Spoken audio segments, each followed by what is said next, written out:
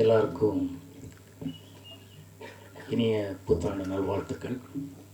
ஊடக நண்பர்களுக்கும் print media வானொலி எல்லாருக்கும் சொல்லிட்டுருக்கேன். அப்படியே என்னுடைய சக நடிகர்களுக்கும் நன்றி கடந்த வணக்கத்தை சொல்ல விரும்புகிறேன். எத்தனையோ படம் நடிச்சிருக்கலாம், ரிலீஸ் ஆகிருக்கலாம். எல்லாம் ஒரு சில விஷயங்களில் நான் எப்போவுமே பெருமையாக பேசிக்கிறதோ சொல்கிறதோ ஒரு சில விஷயங்கள் அவங்கக்கிட்ட பகிர்ந்துக்க ஆசைப்படுறேன். சத்தியமாக இந்த லிஸ்ட்டு இது எதுவுமே என்கிட்ட இல்லை, நான் வச்சுருந்ததில்லை. இந்த படங்கள் லிஸ்ட்டு இது ஆனஸ்ட் நிக்கில் முருகன் அவர்களுக்கே தெரியும். எனக்கு கேட்கும் போது நான் என்கிட்ட வச்சுக்கிறது இல்லைப்பா, எனக்கு தேவையில்லை. ஏன்னா இது ஹரா தான் என்னோடய முதல் படம்னு. ஏன்னா இந்த ஒரு படத்தோட வெற்றி தோல்வி தான் நம்மளை அடுத்த கட்டத்துக்கு கொண்டு போகிறது. அது கடந்து போகும்போது அதை மறந்துட்டு இன்னொரு படத்தில் நம்ம கான்சன்ட்ரேட் பண்ணுறோம், ஃபோக்கஸ் பண்ணுறோம். எத்தனை புது டைரக்டர்களை அறிமுகம் பண்ணுறதுக்கு எனக்கு வாய்ப்பு கிடைச்சிதுன்னு அது இறைவன் கொடுத்த பிச்சை. ஏன்னா நான் இப்போ பயணங்கள் முடிவதில்லை படம் ரிலீஸ் ஆகும்போது என்னுடைய முதல் மூடு பணியாகட்டும், நெஞ்சத்தை கிள்ளாதே ஆகட்டும், கிழிஞ்சல்கள் எல்லாமே சில்வர் ஜூப்ளி போனதுனால பயணங்கள் முடிவதில்லை 500 நாள் போது எனக்குன்னு ஒரு மார்க்கெட் வர ஆரம்பிச்சதுல இருந்தேன். முடிஞ்ச அளவுக்கு புது ப்ரொடியூசர்ஸ்கள் புது இயக்குநர்களுக்கும் வாய்ப்பு கொடுத்தா அந்த அவங்க பசியோட சினிமா பண்ணுவாங்க. அந்த நல்ல பசியோடு அந்த சினிமா இருக்கும்போது நானும் ஜெயிப்பேங்கிற நம்பிக்கையில் தான் நான் தேர்ந்து எடுத்த முத்துக்கள் இவங்களெல்லாம். ஆனால் அவங்களுக்கு எல்லாம் அவ்வளோ டேலண்ட் இருக்குங்கிறது இருக்குது, ஜெயிப்பாங்க அப்படிங்கிறது எனக்கு தோணுனா ஒரு 6th சென்ஸ். ஆனால் அவங்களோட உழைப்பு அந்த பசினால் அவங்க அந்த அளவுக்கு பிரமாதமாக எழுத்து இயக்கம்ங்கிறது தான் நான் அவங்களுக்கெல்லாம் நன்றி சொல்ல கடமைப்பட்டிருக்கேன். நான் எப்போவுமே ப்ரொடியூசர் அண்ட் டைரக்டருக்கு தான் நன்றின்னு சொல்வேன். என்னோடய பழைய நண்பர்களுக்கும் தெரியும், எல்லாருக்கும் தெரியும். ஏன்னா இயக்குனர் தான் கேப்டன் ஆஃப் த ஷிப். நாங்களெல்லாம் அவங்க பின்னாடி இருப்போம். மற்ற எல்லா கலைஞர்களும் அவர் பின்னாடி இருக்கோம். ஸோ அவர் தான் கேப்டன் ஆஃப் த ஷிப். எந்த டைரக்டராக இருந்தாலும், எந்த படமாக இருந்தாலும், ஆனால் அந்த ஷிப் தான் அந்த ப்ரொடியூசர். அவர் இருந்தால் தான், அந்த ஷிப் இருந்தால் தான் டைரக்டரு நம்ம எல்லோரும் இருப்போம். ஸோ இவங்க 2 பேரோட உழைப்பு மட்டும் இல்லை, அந்த ஃபோக்கஸ் பாயிண்ட்டு தான் நான் எப்போவுமே ரசிப்பேன். ஸோ இப்போது பழைய விஷயங்களை விட நம்ம புது விஷயத்தை பகிர்ந்துக்கலாம்னு ஆசைப்படுறேன். பாட்டுகள் பற்றி எல்லோரும் சொல்கிறாங்க, அதுக்கு இளையராஜா சார் தெய்வம்.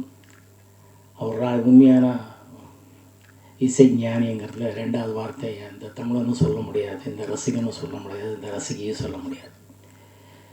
அவர் 1500 படத்தை மேலே பண்ணிட்டார்.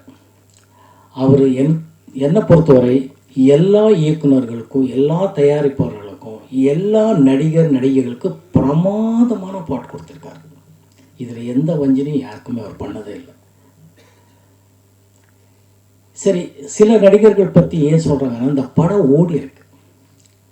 அந்த படம் ஓடுறதுக்கு முக்கியமான காரணம் அந்த பாட்டை இன்னைக்கு சிங்கப்பூரில் ரசிக்கிறாருன்னா அந்த அளவுக்கு மனசுக்குள்ளேன்னா அந்த ஆர் சுந்தரராஜன் இயக்குனர் அந்த கனெக்ட் பண்ணி வச்சிருக்கிறார். அது ரொம்ப முக்கியமாக. அதையும் நான் பாராட்டணும், சொல்லணும்னு ஆசைப்படுறேன். ஒரு பாட்டு வெற்றியறதுக்கு வரிகள் டியூன் மட்டும் காரணம் இல்லை, அதோட சேர்ந்து அது எத்தனையோ விஷயங்கள் இருக்குது. அது எல்லாமே சேர்ந்து அந்த கஷ்டத்தை புரிஞ்சுக்கிறதுன்றது ஏன் சொல்கிறேன்னா, ஆடியன்ஸை ரசிக்கிறாங்க. ஆடியன்ஸோட கனெக்ட் ஆனால் மட்டும்தான் படம் வெற்றி அடையும். இல்லைன்னா எத்தனையோ படங்கள் பார்த்திங்கன்னா, என்னை விட இவங்களுக்கெல்லாம் ட்ராக் ரெக்கார்டு தெரியும், சூப்பர் ஹிட் ஆடியோகள் இருக்கும். படம் வெற்றி அடைஞ்ச பிறகு அந்த பாடல்கள் அவ்வளோ பெருசாக பேசுறது இல்லை. ஏன்னா படம் அவ்வளோ பெருசாக ஓடலை. என்னோட அக்கியம், என்னோட அதிருஷ்டம், என்னோட அப்பா அம்மாவோட அதிருஷ்டம், எல்லாருக்கு மேலே என் உயிரின் ஊற்றாய் இருக்கிற ரசிகைகளோட ஆசீர்வாதம் தான் என்னோட படங்கள் ஓடுறதுக்கு காரணம். என்னை அவங்க வீட்டில் ஒரு தத்து பிள்ளை மாதிரியே வச்சுக்கிட்டாங்க. என் பையனாகவும் தம்பியாகவும் அண்ணனாகவும் காதலனாகவும் என்னவோ வச்சுக்கிட்டாங்க. ஏன்னா ஒரு எத்தனையோ படங்கள் சொல்லலாம். ஒரு விதியில் நான் வில்லனாக நடித்தாலும் நம்ம மோகன் தானே அப்படின்வாங்க. மௌனராகம் மாதிரி ஒரு நல்ல பொசிஷனாக நடித்தா நம்ம மோகன் தானே இருந்தாங்க. ரெட்டைவால் குருவியில் 2-3 பொண்டாட்டிகளை சமாளிக்கிறான்னு நம்ம மோகன் தானே இருந்தாங்க. அதுக்கு அந்த இயக்குநர்கள் பட்ட கஷ்டங்கள் தான் எனக்கு தெரியும். கிரேட் டைரக்டர்ஸ் பாலுமகேந்திரா சார் ஆகட்டும், மணிரத்னம் எல்லோரும் இருக்காங்க. அவங்க எல்லாரோடைய இயக்கம் அப்படிங்கிறது ஆடியன்ஸை உட்கார வச்சிச்சு, மறுபடியும் பார்க்க வச்சிச்சு. இளையராஜா சார் இசையை மறுபடியும் கேட்க வச்சிச்சு. இவங்களுக்கு எல்லாருக்கும் நான் நன்றி சொல்ல கடமைப்பட்டிருக்கேன். இப்போது ஹரா பற்றி பேசுகிறேன்.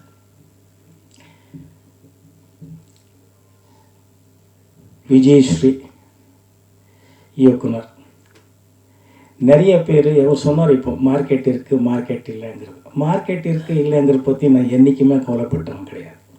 அது எனக்கு என்னோட பழகினவர்களுக்கு தெரியும். என்னோட பழகினதுக்கப்புறம் விஜயஸ்ரீக்கும் தெரியும். எனக்கு பிடிக்கணும், எனக்கு இங்கே செட் ஆனால் தான் படத்தில் நடிப்பேன், இல்லைன்னா நடிக்க மாட்டேன்.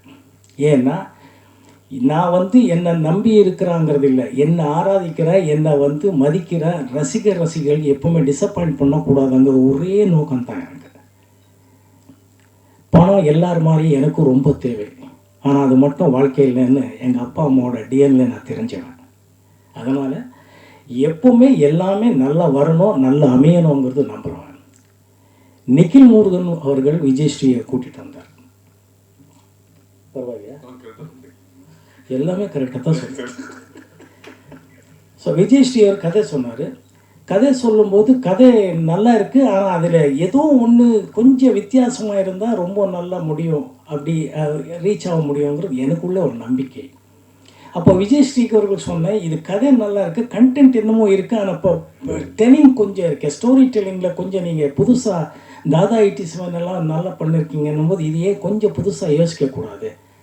யோசிச்சிங்கன்னா எல்லோரும் கூட்டணியாக ஜெயிக்கலாம் இல்லையா? நீங்கள் யோசிச்சிங்கன்னா அவர் ஒரே ஒரு ரொம்ப நல்ல விஷயம், அவர் கோச்சிக்கலை, ஈகோவாக எடுத்துக்கல, போய் பார்த்துட்டு அது இன்னொரு வருஷனில் கொடுக்குறாரு. 7வது வருஷம் தான் இப்போ ஓகே பண்ணியிருக்கிற ஸ்கிரிப்ட். அவர் சேலஞ்சிங்காக எடுத்து ஒவ்வொரு இடத்துலையும் நான் அவர் படங்கள் பண்ணிட்டு இருந்தார். பட் இருந்தாலும் இதை எப்படி கன்வின்ஸ் பண்ணலாங்கிறத விட அவர் எவ்வளோ கன்வின்ஸ் ஆகிருக்கணும் மனசுக்குள்ளே. ஜெயிச்சியே காட்டுவேங்கிற ஒரு நல்ல மனசு எண்ணங்கள்னால தான் இந்த பிரமாதமான ஸ்கிரிப்ட் வந்துச்சு. அந்த பிரமாதமான ஸ்கிரிப்ட் பார்த்தா படம் ஆரம்பித்தோம். மோகன்ராஜ் ப்ரொடியூசர்கள் வந்தார். அது வேறு கதை. சரி, விஜயஸ்ரீ எனக்கு தெரிஞ்ச பெரிய பெரிய டைரக்டர்களாகட்டும், நல்ல நண்பர்கள் டைரக்டர்களே எப்போவுமே கேட்டார், எப்படி நீ இந்த அரா படம் ஒத்துக்கிட்ட, அதில் என்ன அப்படி ஒரு விஜயஸ்ரீன்னு கேட்டிருக்காரு. அவருக்கும் தெரியும், நிக்கிலுக்கும் தெரியும். நான் ஏதோ 50-60 டைரக்டரோட ஒர்க் பண்ணியிருக்கேன்றாரு. அது ஓகே. பெரிய பெரிய ஜீனியஸ் டைரக்டர்கிட்ட ஒர்க் பண்ண பாக்கியம் எனக்கு கிடச்சிது. பாலுமகேந்திரா சார் ஆகட்டும், மகேந்திரன் சார் ஆகட்டும், சிங்கீதம் ஸ்ரீனிவாஸ் ஆகட்டும், பாபு சார் ஆகட்டும், பாலச்சந்திரன், நிறைய ஜீனியஸ் எல்லாருமே என்னோட பாக்கியம் அது. Babu sir, J Williams, Malayalam, எல்லாம் ஆல் லாங்குவேஜில் எனக்கு கிடைச்ச பாக்கியம். அதுலேருந்து புது டைரக்டர்களுக்கும் அறிமுகமாகிறதுக்கும் நான் முக்கியமான காரணமாக இருந்தேங்கிறது என்னோட பாக்கியம்தான். ஆனால் விஜயஸ்ரீ கிட்டே இருக்கிற ஒரு பெக்யூலியர், ஒரு எக்ஸ்ட்ராடினரி ஷார்ப் மைண்ட் என்னன்னா, he has got a fantastic knowledge of the lighting sense, sound sense. இது பொதுவாக டைரக்டர்கள்கிட்ட இருக்காதுங்கிறது இல்லை. அவர் தேவை இருக்கோ இல்லையோ, அது இன்னொரு நல்ல கேமராமேனையும் சவுண்ட் இன்ஜினியரையும் எடிட்டர்களும் நம்பி அதில் அவர் கூட்டணியே பண்ணுவார். இவர் மட்டும் அது ஒரு ஷார்ட் வைக்கும்போது இந்த லைட்டிங்குக்கு எது வேணும் எது வேணும் இது டிஏ வரைக்கும் யோசிப்பார். அது எனக்கு பிரமிப்பாக இருக்குது. அது ரொம்ப நல்லா இருந்துச்சு. அந்த திறமையை அவரை எங்கேயோ கொண்டு போய் நிறுத்தவங்கிறது தான் உண்மையான விஷயம். எத்தனையோ புது டைரக்டர்களை அறிமுகம் பண்ணிட்டாருங்கிற ஒரு நல்ல விஷயங்களில் இப்படி ஒரு பட்ட டைரக்டர் நான் எப்படி இது மனோபாலா சொன்ன வார்த்தை. அவர் இன்னைக்கு நம்மளோட இல்லை, என்னோட நண்பன். படம் ஷூட்டிங்கில் முதல்ல சண்டை போட்டு போனால், அதுக்கப்புறம் ஷூட்டிங்கில் இந்த வார்த்தை கேட்டேன். அப்போ தான் சொன்னேன், இப்போ பாரு மகனை நான் எதுக்கு இப்போ யோசித்தேன், எதுக்கு பண்ணேன் பாருன்னா. அதுக்கப்புறம் ஆமாண்டா, கரெக்டா, இது இப்படிடா, அதுதான்மா, something says he is very good, don't comment, just follow him, everything will be ஓகேன்னு. அதுக்கப்புறம் அவன் ஃபாலோ பண்ணால் அவனும் நடிச்சிருக்கான். அன்ஃபார்ச்சுனேட்லி அவர் இன்றைக்கி நம்மளோட இல்லை, ஆத்மா இங்கே தான் இருக்கும், நம்மளை ஆசீர்வதிக்கும்னு நான் நினைக்கிறேன். ஸோ அந்த ஒரு விஷயத்தில் விஜயஸ்ரீ அவர்கள் மியூசிக் சென்ஸ் ஆகட்டும், அவர் பண்ண டி ராஜேந்திரன் மாதிரி, குட்டி ராஜேந்திரன், டி ராஜேந்திரன் சொல்லுவாருக்கு, லிரிக் ரைட்ரு, எடிட்டிங்கு, ஃபோட்டோகிராஃபி, லைட்டிங்கு, மார்க்கெட்டிங்கு அதான் சொன்ன மாதிரி எல்லா தொழில்நுட்பங்களும் தெரிஞ்சிருக்கிறாரு. அதில் ஏதோ ஒரு புதுசாக பண்ணி ரீச் பண்ணணும்னு ஆசைப்படுறாரு. அந்த பசி இருக்கிற வரை அவர் ஜெயிச்சுட்டே இருப்பார். அதுதான் உண்மையான விஷயம். அவருக்கு உடம்பு ஆக்சிடெண்ட் பற்றி சிங்கப்பள்ளி சொன்னார், மற்றவங்க எல்லாம் சொல்லியிருக்காங்க. அவர் இன்னைக்கு இப்படி இருக்கிறது ரொம்ப முக்கியமான காரணம் அவரோட குடும்பம் நான் நினைக்கிறேன். அவரோட ஒய்ஃப் கிரேட் லேடி இங்கே வந்திருக்காங்களா? Great lady.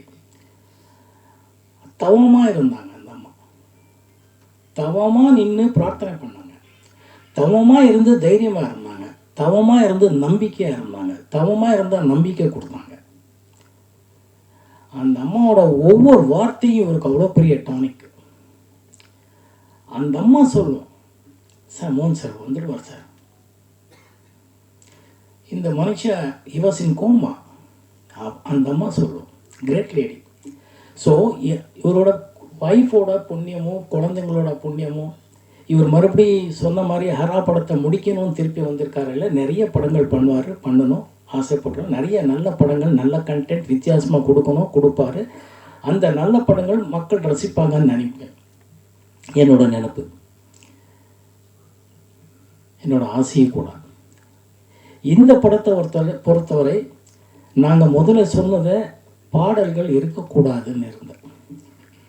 ஆனால் அப்படியே ஒரு 3-4 பாட்டு வச்சுட்டாரு, நல்லா வந்திருக்கு. மியூசிக் டைரக்டர் பிரமாதமாக மியூசிக் போட்டிருக்காரு. எல்லா பாடலுக்கும் இவர் தான் லிரிக்ஸ். நீங்கள் ஆடியோ ரிலீஸில் பாடல்கள் கேட்பீங்க, எக்ஸ்ட்ரானரியாக எழுதியிருக்கார் லிரிக் நம்ம விஜயஸ்ரீ அவர்கள் தான். ஸோ அது எதுக்கு சொல்ல வரேன்னா, அவர் நினைக்கிறது உடனே.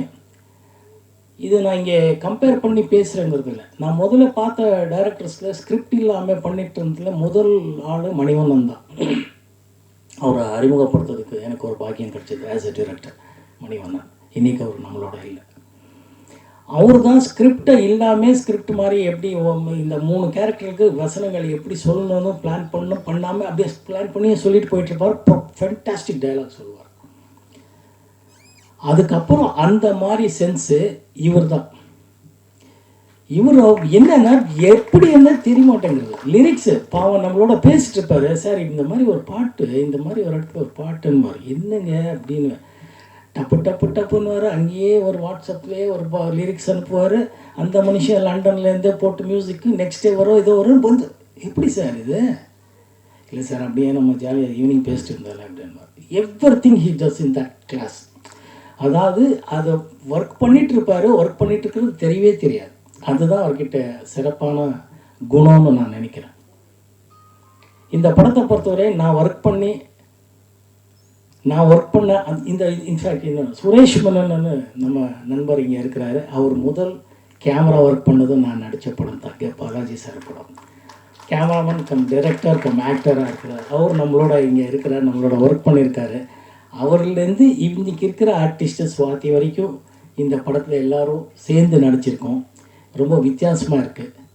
எப்பவும் போல நான் நம்பியிருக்கிறது என்னோடய ரசிகர்கள் தான். ஆடியன்ஸு டிசப்பாயிண்ட் பண்ணாதுன்னு நான் நம்புகிறேன். டீசர் பார்த்துட்ருக்கீங்க. சொன்ன மாதிரி ஆடியோ இப்போ தான் அனௌன்ஸ் பண்ணியிருக்காரு. நீங்கள் ஆடியோ கேளுங்க, படத்தை பாருங்கள். எப்பவும் போல உங்கள் ஆசீர்வாதம் வேணும்.